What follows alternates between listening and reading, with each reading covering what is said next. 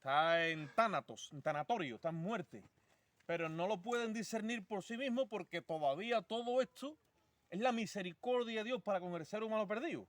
Ahora, cuando el ser humano sale de este cuerpo, es cuando se da cuenta que nunca estuvo con Dios, pero la misericordia de Dios lo acompañó hasta ese momento. Si sale del cuerpo, sin la salvación, o sea, sin la vida, eternamente estará separado de Dios. Y esa es la condenación. Jesucristo dijo, y esta es la condenación, que la luz vino al mundo, y los hombres amaron más las tinieblas que la luz, para que sus obras no sean reprendidas ni puestas de manifiesto. Entonces, ¿qué es la misericordia? Es ese tiempo extra, porque Dios es lento para la ira y grande en misericordia. Y ese versículo, esas dos cosas van juntos. ¿Qué es la misericordia? La misericordia es ese tiempo que Dios le da al ser humano y le estira el tiempo, digamos, antes de que lo alcance el juicio. Todas las personas están pendientes o pendiendo como un péndulo de la misericordia de Dios. Dios le está estirando los días. Dice que Él no es que no vaya a venir ni no vaya a juzgar la tierra, sino que Él es paciente para con todo porque está esperando que procedan al arrepentimiento y están bajo la misericordia de Dios. Cuando la misericordia de Dios se acaba, ahí empieza la tragedia. Ahí empieza la tragedia. Y el ser humano no conoce esa tragedia. Porque aunque no conoce a Dios, ni sabe nada de Dios, ni quiere saber nada de Dios, disfruta de lo de Dios. Por eso Jesucristo dijo, sé como vuestro Padre. ¿Por qué? Porque vuestro Padre, cuando hace salir su sol, no mira si son buenos o malos, Él lo hace salir sobre todos. Entonces, los impíos o las personas que son paganas y están alejados de Dios, disfrutan del sol como si les perteneciera ese disfrute que en teoría no les pertenece, sino que la misericordia de Dios está ahí con ellos. Porque es un proceso. Entonces, nosotros como cristianos debemos, cuando entramos al servicio, de con nuestras palabras y con nuestras acciones y con la sabiduría y la ciencia de Dios, hacerles a la gente entender el estado en el que están. Que no porque estén sanos, tengan buenos trabajos, les vaya bien en la vida, que no hay tanta gente así, pero puede ser. No quiere decir que no los vaya a alcanzar el mal. Dice Eclesiastés 8:11 que como no se ejecuta rápidamente el castigo sobre la mala acción, entonces el hombre vuelve y tiende su mano a hacer la mala obra. Y empieza a crearse un pensamiento de que Dios no es un Dios de castigo, eso es un error. Dios es juez y tiene que condenar toda iniquidad. Y ese perfil del carácter de Dios lo tenemos que conocer primeramente nosotros, la iglesia. Tenemos que dar a conocer a Dios antes como un padre, antes que como padre, como un juez. Porque Él es el juez de toda la tierra, dice la palabra.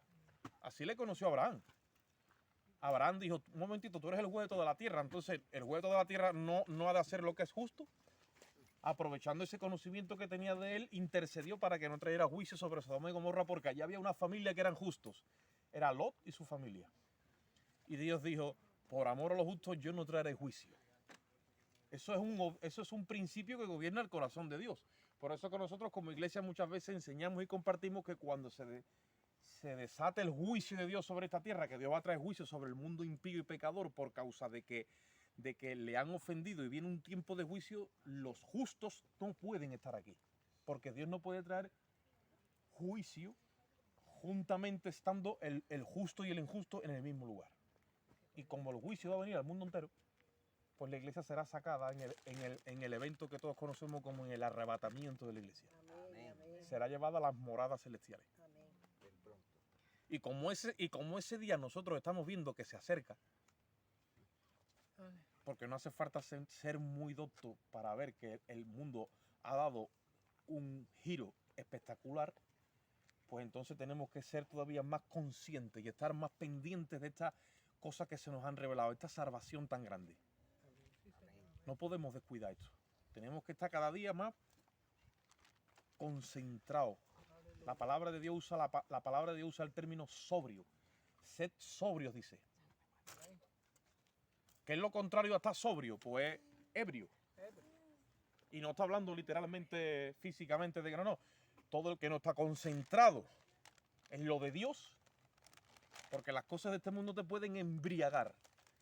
Y es hora de empezar a disolver esa embriaguez por el espíritu de la palabra.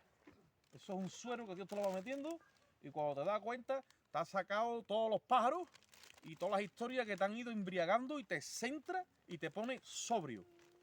Por eso dijo el apóstol Pedro, sed sobrios porque vuestro adversario, el diablo, anda por ahí buscando a quien devora. Pero el diablo no devora al que está sobrio, devora al que está ebrio. Al sobrio no le puede meter dientes. Una persona que está sobria en el espíritu, Satanás no se le puede arrimar, lo conoce y se mantiene en línea. Ahora el que está debilitado, que está ebrio, está andando por las ramas, se suele decir, se ha salido del tronco, pues entonces hay que tener cuidado. Amén.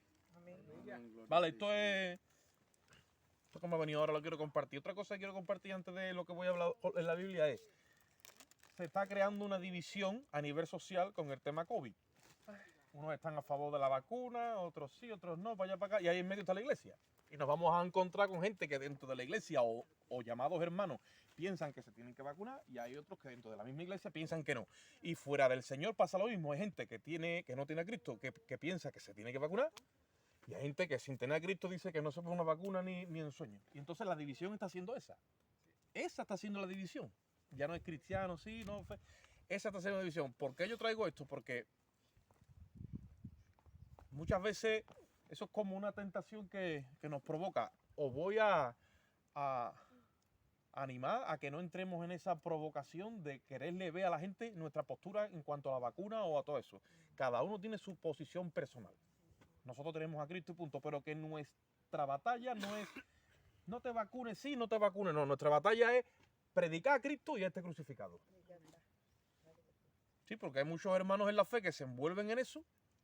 Yo estuve un tiempo envuelto en eso. Eso atrae mucho porque ese ocultismo y esa tiniebla, esa conspiración que se está moviendo detrás de todo lo que supuestamente vemos es real y es la mano del enemigo.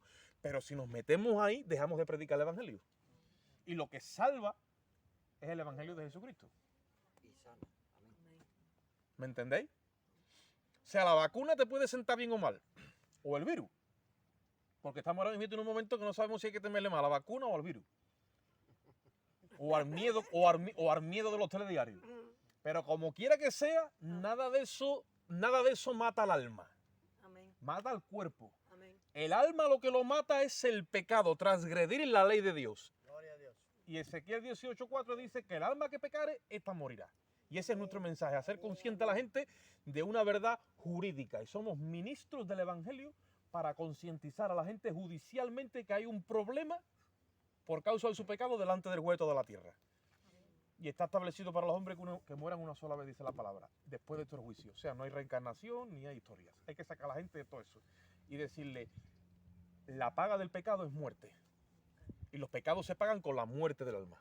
Y el día que tu alma sea desnudada de tu cuerpo, ya no tiene forma de volver atrás. Así es. Porque mientras que estés en el cuerpo es la misericordia de Dios para que te arrepientas. Y tus pecados sean transferidos al cuerpo de Jesucristo a través de un solo lugar, la cruz del Calvario. Amén. Ese es el lugar de transferencia. Mientras que nosotros prediquemos la cruz en esta tierra, aunque en la línea de tiempo hace 2000 años que ha pasado, pero es el único mensaje que está vigente. Siempre que tú presentes el mensaje de la cruz, en ese momento se hace vivo. Está en acto y toda alma que venga a Dios a través de Jesucristo, creyendo que en ese momento de la crucifixión sus pecados son recogidos y esa persona le entrega sus pecados a Cristo, eso se hace efectivo. Como el que va al banco y hace efectivo el pago, dice, ya, usted ha quedado libre de su deuda. Amén, gloria a Dios. Pero fuera de eso no hay salvación. La persona muere, ya se puede arrepentir 18.000 veces, ya no hay marcha atrás. No hay esperanza. Y en esta tierra predícale todos los mensajes que tú quieras, que como no vaya a la cruz y la persona le entregue sus pecados a Cristo, Jesucristo no le puede recoger sus pecados. Acordaros que por eso es que matan a Cristo, porque todos nuestros pecados son puestos sobre Él. Pero tú y yo hemos tenido que venir individualmente a reclamarle a Dios el certificado de nuestra justificación. Gloria a Dios. Somos la iglesia del último tiempo, somos la iglesia de la Odisea, la iglesia final, la iglesia que se ha vuelto tibia, todo lo que queráis. Pero a esa iglesia Dios la está llamando desde la puerta. O sea, ya Jesucristo ha salido de los púlpitos y está en la puerta de la iglesia y la está llamando. Iglesia. Dice, yo estoy a la puerta. Si alguno oye mi voz y abre, yo voy a entrar. ¿Por qué? Porque es una iglesia que va a coger el mismo corte de la iglesia apostólica primitiva. No hay paredes, no hay púlpito, no hay mucho traje, no hay mucha corbata, no hay mucho protocolo, no hay muchas actividades, no hay, como dicen por ahí, menos papeles que una libre. Menos papeles que una libre. Ahora, eso sí, si nos piden papeles, La Biblia. aquí tenemos 66 libros. Gloria a Dios. Cartas de recomendación, la carta a los romanos. Me dice el otro día mi compañero, ¿tú qué libro es el que más? Yo digo, romano. Antes decía los evangelios. No, romano. Cuando tú conoces lo que Romano está diciendo, Ya no sale de ahí. esa es tu carta de libertad. Ya no sale de ahí. Tú la llevas, y llega el diablo, y llega tu pecado, y llegan todos los que lleguen, y tú le dices, ¿estás viendo lo que aquí dice? Sí.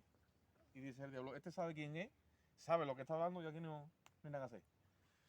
Gloria a Dios. Eso es lo que tenemos que tener claro, ¿vale? Vamos a abrir un momentito la Biblia en Efesios. Efesios. Efesios.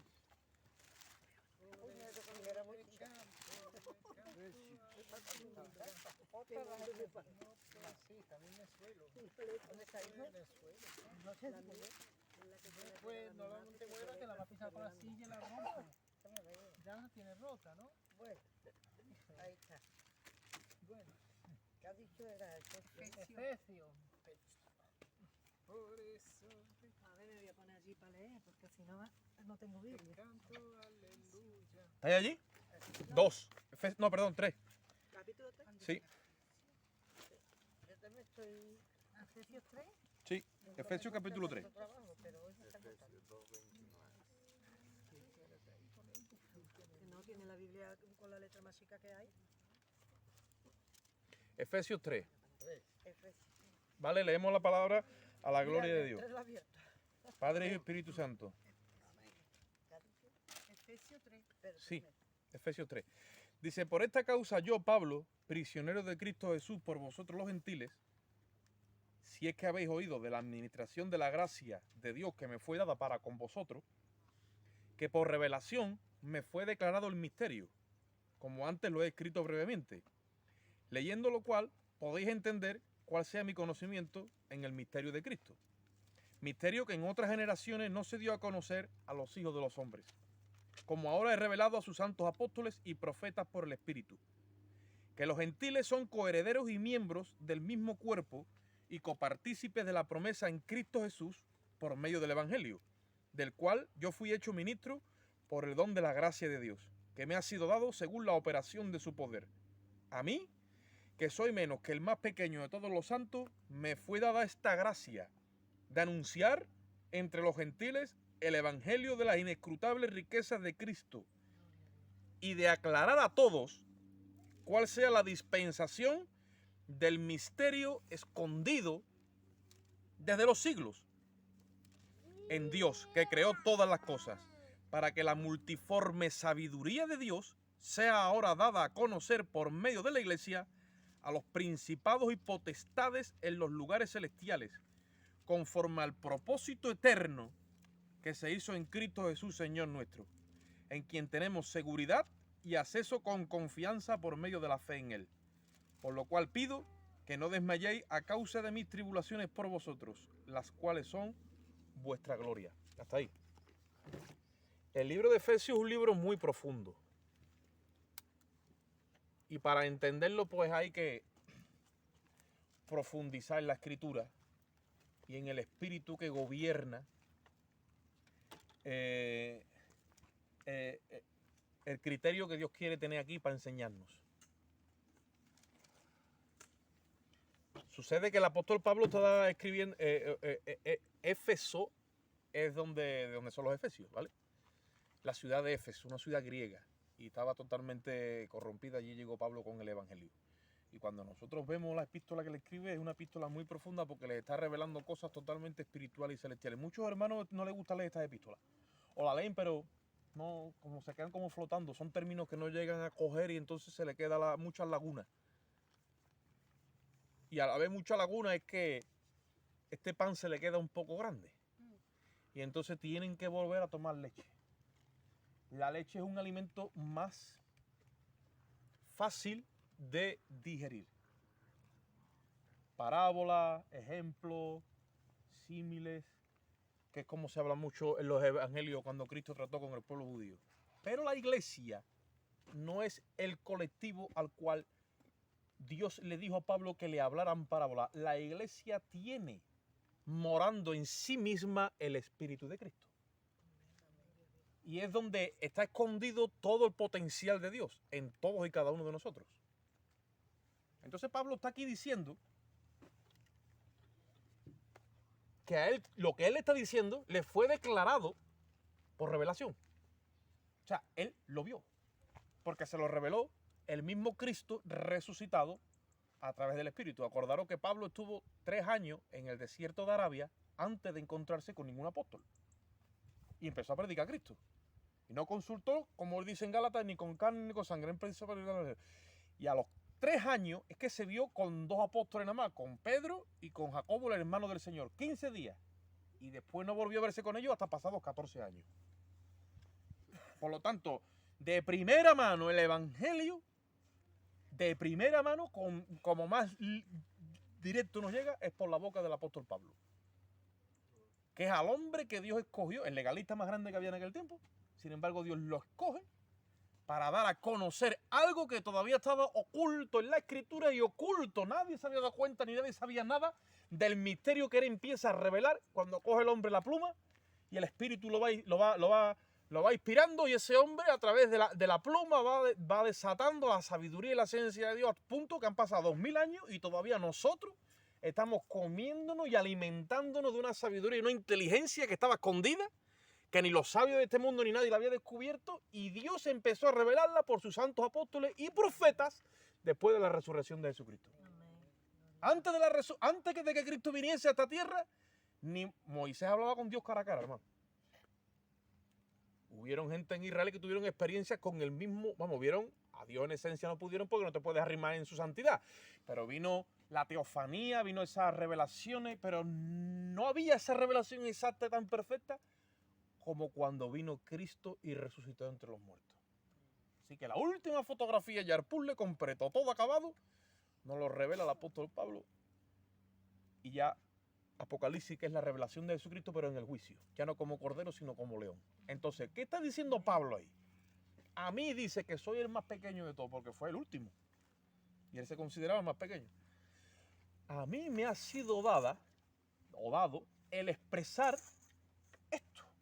Y de aclarar, dice, a todos. Y suena, yo cuando leía esto al principio, yo decía, bueno, esto es un poquito arrogante, ¿no?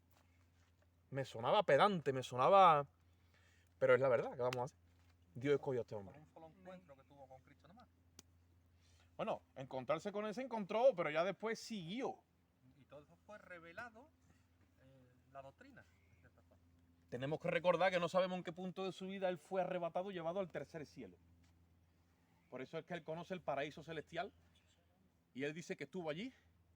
Lo que ocurre es que lo que hay allí, que él vio y él escuchó, dice que aquí no hay dialecto ni forma de expresarlo. Por eso dice que son palabras inefables. O sea, no se puede expresar lo que Dios ha reservado para los que le aman. Amén. Pero dice que cosas que ojo no vio ni oído yo, Dios las tiene reservadas. Gloria a Dios. Para meterle el diente a eso, ahí ya que está en esa nueva creación que se está haciendo dentro de cada uno de nosotros. Y cuando llegue el momento de que eso se manifieste, entonces sí. Habrá ese dialecto, no, o a lo mejor no siquiera hay que expresarlo, sino que la misma sustancia de Dios nos revela y por telepatía, o sea, el mismo conocimiento, no va a hacer falta las palabras. Eso vamos a la velocidad de la luz. Además no hay margen de error.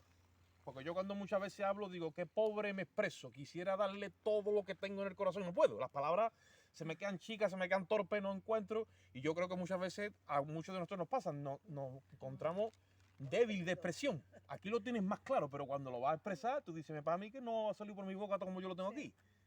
Intento de dibujarlo, ¿ves? Porque con las palabras le damos forma a las cosas y eso es el evangelio, ese es el proceso de Dios. Dios cuando habla a través de la boca de un siervo o de un hijo suyo, está dándole forma a tu vida. ¿Cómo? Con las palabras. Y entonces empieza como a explicarte, empieza a hablarte. Y te dice, como cuando te dicen, ¿lo ves ahora? Y tú dices, bueno, lo voy, porque te está alumbrando estos ojos. Los ojos del entendimiento. Que son los... Tenemos que salir de la dimensión, entre comillas, de la carne y la sangre. Carne y sangre no van a heredar el reino de los cielos. Carne y sangre no llegan. Eso lo hemos heredado a Adán. Y eso no va a ninguna parte. Esa criatura, esa naturaleza ha tenido que ser eliminada para que nos entendamos. El cuerpo pecaminoso ha sido echado fuera por la circuncisión que se ha formado en nuestros corazones. Pero Pablo está diciendo, a mí me ha sido dado que yo aclara todo cuál sea la dispensación. ¿Sabe lo que es una dispensación? Se le dice en la palabra una dispensación, tiene varios significados, pero uno de ellos es un periodo de tiempo. Por eso es que se estudia muchas veces lo que es el plan general de Dios. En la Biblia se le llaman las dispensaciones. La dispensación de la inocencia, Adán y Eva sin pecado. La dispensación de la conciencia, cuando ya pecan y la caída del hombre. Viene la dispensación de la ley, la dispensación del gobierno humano a través de los reyes de Israel. Así, hasta que llegamos aquí. Las 7 dispensaciones. Esta dispensación que el apóstol Pablo está revelando es la dispensación de la iglesia. Ahí él lo dice. ¿Por qué? Porque la iglesia es un cuerpo de creyente que se ha levantado o se iba a levantar, pero que nunca los profetas habían vislumbrado. Nadie tenía conciencia de que Dios tenía reservado, aunque no lo ha ideado por el camino. Esto estaba preparado desde antes de la fundación del mundo. Lo que pasa es que él lo tenía sin revelar. ¿Qué es la iglesia? Es el misterio que estaba escondido por los siglos. ¿Y qué misterio tiene la iglesia? Podemos pensar. ¿Qué misterio es la iglesia?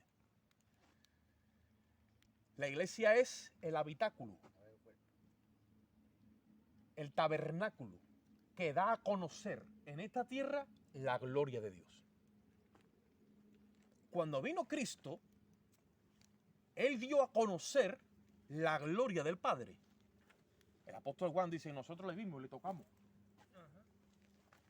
En lo tocante al verbo, estos comunicamos. Y vimos su gloria, dice. Gloria como la del unigénito del Padre. Ahora Él ya no está.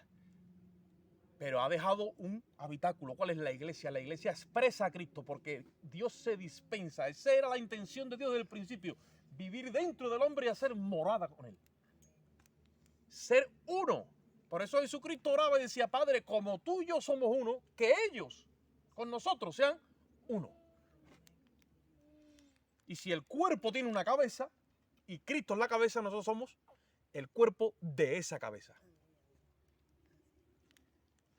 ¿Y por qué es un misterio? Porque es una nueva generación, una nueva especie que se ha levantado desde que Cristo resucitó entre los muertos, donde va a glorificar a Dios como Él tenía en su plan original, de vivir en comunión, en armonía, en luz, sin pecado, y que el hombre no le fallara. Pero el hombre le falló en el Edén.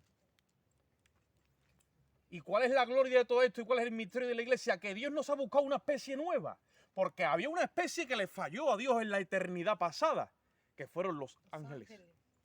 Que hoy día los conocemos como los ángeles caídos. Y si te vas a Hebreo, dice, y no vino Cristo a redimir a los ángeles, sino que Él vino a recoger a la descendencia de Adán. O sea, a ellos no los perdonó. Se rebelaron y ahora van a correr con la consecuencia de su rebelión. Pero nuestros primeros padres se rebelaron y Dios podía haber dicho, pues tomad viento también. Me hago otra especie. Pero no voy a hacer eso. Sino que dentro de esa misma especie caída, dentro voy a tejer la nueva que me va a agradar a mí y la voy a tener durante un tiempo que la nueva va a estar dentro de la vieja. Y va a ser un misterio porque esa va a ser mi iglesia. Yo no sé si yo llego a lo mejor a... Se hace grande. Pero Y eso es un misterio y al mismo tiempo un tesoro. ¿Por qué? Porque no ha obrado como obró antes. Le fallaron los ángeles. Sí, me hago al hombre. Ahí estaba el hombre. totalmente independiente de los ángeles, una nueva especie de barro. Ahora dice, me voy a hacer una nueva, sí, pero me la voy a hacer. Pero cuando me la haga la voy a meter dentro de esta. Porque no voy a hacer una nueva, sino que esta misma vieja que se me ha caído, la voy a rescatar. Pero Oscar, nosotros estamos continuamente fallando. Sí, pero tú vete de tu fallo. Coge lo que te estoy diciendo ahora. ¿Cómo Dios hace eso? El verbo se hace carne y adquiere la misma sustancia, la misma dimensión y la misma naturaleza de esa raza que se le ha caído. La naturaleza de Adán la tomó Cristo 100% en el vientre de María. Es Dios el que hace la obra, nosotros no hacemos nada, Él lo hace todo. El Evangelio es una historia de amor que tenemos que aprender a contarla, donde Él lo hace todo por nosotros. Nosotros simplemente recibimos ese beneficio. Y cuando el apóstol Pablo empieza a revelar lo que significa la iglesia, dice, esto ha estado oculto desde los siglos. Pero ahora a mí me ha sido dado el aclarar a todos cuál es la dispensación, o sea, cuál es el tiempo donde se va a levantar una especie que aunque supuestamente comete fallo y sigue en una naturaleza caída, por dentro hay una nueva que está computando en el cielo, que es perfecta y que no se le halla ningún fallo. ¿Por qué? Porque es computada a través de la sangre y de los méritos de Jesucristo. Eso se llama la nueva creación, el nuevo hombre que está metido dentro de la vasija vieja. Pero se está formando ya en nosotros. Por eso dice Pablo, y tenemos este tesoro en vasos de barro. ¿Para qué? Dice, para que la excelencia del poder sea de Dios y no sea nuestra. ¿Y sabéis por qué? Porque si Él hace otra especie más, aparte del hombre, llega un momento que esta también se le cae y no glorifica a Dios. Y Él está buscando una especie que le glorifique a Él. Amén. En todo y por todo. Porque todo es en Él, es por Él y es para Él. Gloria a Dios. Y eso es lo que Él busca. Por lo tanto, si nosotros hemos sido redimidos por pura gracia, por medio de la fe, dice la Biblia, por los méritos sacrosantos de Cristo que derramó su sangre por todos y cada uno de nosotros, ¿quién se puede atrever a presentarse delante de la presencia de Dios sus propios méritos y decir, yo estoy aquí porque me lo merezco? Nadie. Entonces, esta raza, nosotros, el nuevo hombre, la iglesia, va a ser el único organismo de todas las edades de Dios que se va a presentar en el cielo, que está escrito en Apocalipsis, que lo van a coronar y van a coger cada uno su corona y va a decir, no, yo no puedo tener esto en mi cabeza, yo te lo tiro a tus pies. ¿Por qué? Porque tú eres el que me ha redimido a mí. Porque tu sangre me ha libertado a mí de todo pueblo, todo linaje, toda nación. Y dice que le van a glorificar, allí mismo le van a decir, tú eres el que merece tener esta corona. Eso es lo que siempre Dios ha buscado y todavía no lo ha conseguido. ¿Cuándo va a pasar eso? El día que la iglesia sea arrebatada de la tierra. Amén. El día que la iglesia sea arrebatada y nos presentemos allí, y esto mortal se convierta en inmortal, y esto que es corrupción se convierta en incorrupción, ese día seremos igualitos a Él. Y será manifestada literalmente la gloria de los hijos de Dios. Dice que esta tierra gime esperando ese día. El día de la manifestación de los hijos de Dios. Y el día que llegue la manifestación, los hijos de Dios se van de esta tierra. Gracias, Señor. Aleluya. Para que esta tierra también ya saque esa convulsión que tiene. Porque dice que ha sido sujetada, no puede expresarse. De toda la herida que le han hecho los hombres en su pecado. Cuando se ha quitado la iglesia, entonces vendrá esa convulsión. Y vienen terremotos, y vienen huracanes, y viene todo lo que viene. Porque el ser humano mancha la tierra. Se contamina. Además de contaminar su moral y su corazón y su cuerpo delante de Dios, contamina esto que nos fue dado para disfrute y para que la tierra sea un paraíso para nosotros. Me decía un amigo mío, es verdad, claro, la gente en su ignorancia y todo lo que escucha por los telediarios dice, es verdad, Oscar, es que estamos contaminando el planeta con tantos plásticos. Le digo, ¿pero qué dice? ¿Qué dice? Déjate ya de escuchar historias de Greenpeace, de toda esta gente que se creen los salvadores del planeta. Venga ya. Tú compras bolsas de plástico porque es lo que te han dado para comprar. ¿Qué vas a hacer? Y es que los coches contaminan porque tú me vendes o qué hago yo. Si no me deja que yo me fabrique uno. Lo tengo que tener así, tiene que ser de gasolina. Y ahora pago yo el impuesto de contaminación. Digo, no, la tierra se contamina cuando nosotros con nuestras maldades y nuestros pecados lo ejecutamos. Eso mancha la tierra.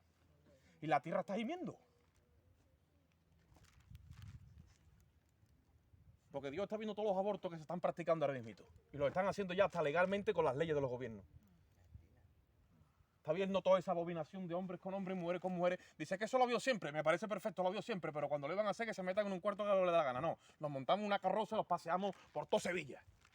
Y por todo Londres, y por Bilbao, y por Madrid, y por todas las grandes ciudades. Y dejamos apestado y contaminado todo el terreno. Eso es lo que está subiendo los ojos de Dios. Por eso dice, hombre, es que el COVID, digo, el COVID esto no es nada. Y el apóstol Pablo dice, a mí me ha sido expresar esto. Que viene una especie que va a glorificar a Dios. Se llama la iglesia. Eclesía, viene del griego eclesía. ¿Sabes lo que significa eclesía en el griego? La compañía de los llamados hacia afuera. Dios te llama y te dice, vente conmigo. Y ahora estamos viviendo una utopía porque Dios está sacando a la iglesia de la iglesia. ¿Por qué? Porque cuando la iglesia se convierte en un sistema ya no es la iglesia. La iglesia tiene que salir de los sistemas. No puede tener comunión con ningún sistema. ¿Por qué? Porque Cristo la compró en el Calvario y le pertenece a Él. Amén.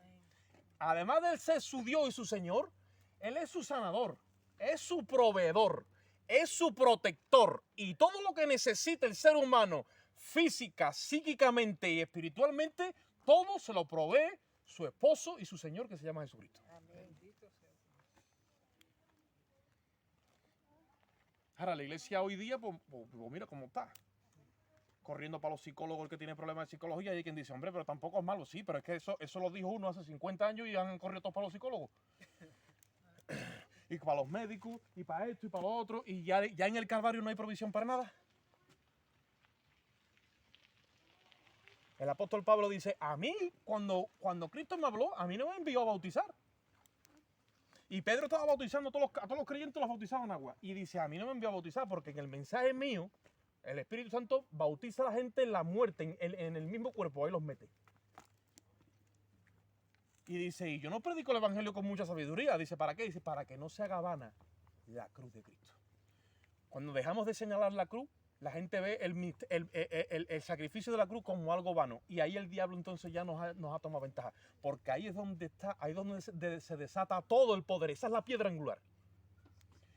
Y los judíos que estaban gobernando al pueblo de Israel cuando vino Cristo, desecharon a Cristo y su sacrificio. Porque los edificadores desecharon la piedra que sostenía el edificio. Pero ¿qué está pasando en los días de hoy? Ya nadie predica la cruz. Esa es la piedra angular que sostiene todo el edificio. Cuando tú tienes la revelación de la justicia de Dios en Cristo, lo que pasó en la cruz, tú te puedes levantar.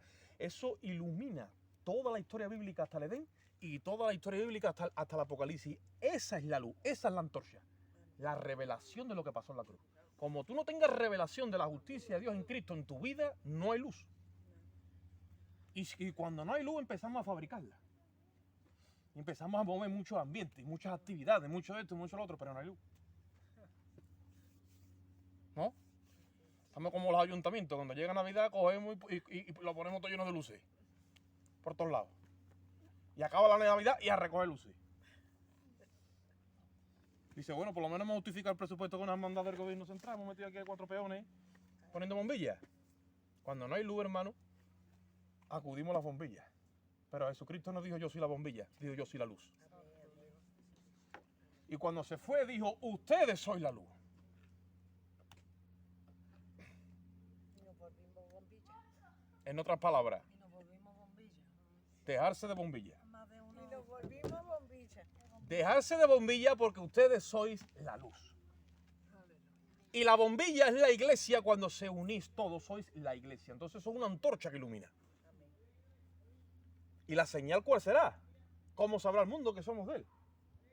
El Señor Jesucristo dijo, cuando el mundo vea que ustedes os amáis los unos a los otros como yo os he amado, ellos van a creer. Esa es la señal. El amor. Cuando el mundo vea que ustedes os amáis como yo os he amado, entonces ellos creerán. No le hace falta más señales. Porque los judíos piden señales y los griegos buscan sabiduría. Nosotros le predicamos a Cristo en verbo y en forma de vida, una vida de santidad y de hermandad, pero genuina.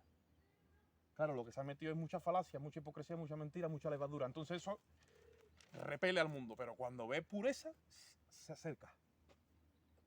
Se acerca. Y cuando prueba dice,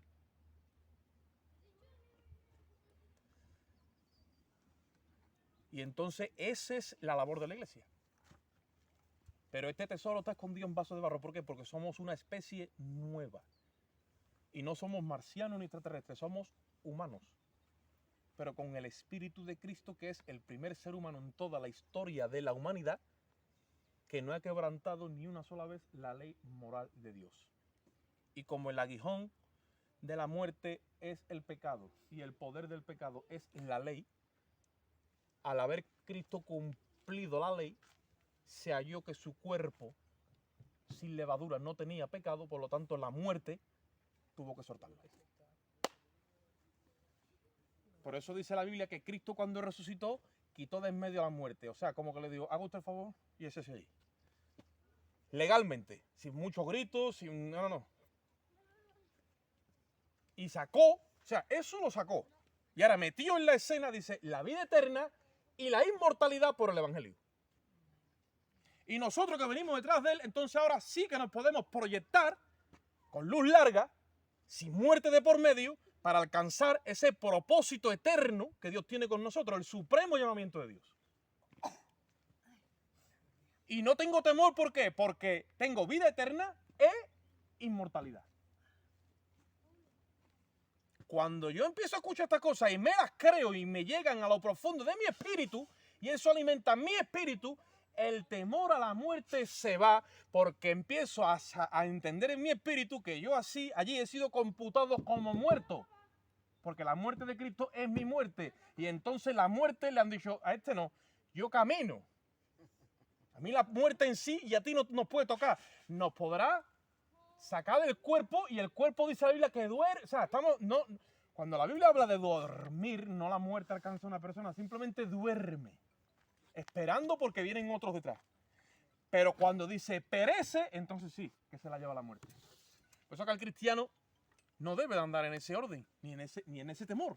¿Por qué? Porque la muerte no existe. Cristo la ha sacado del camino y ha metido en el camino la vida eterna y la inmortalidad.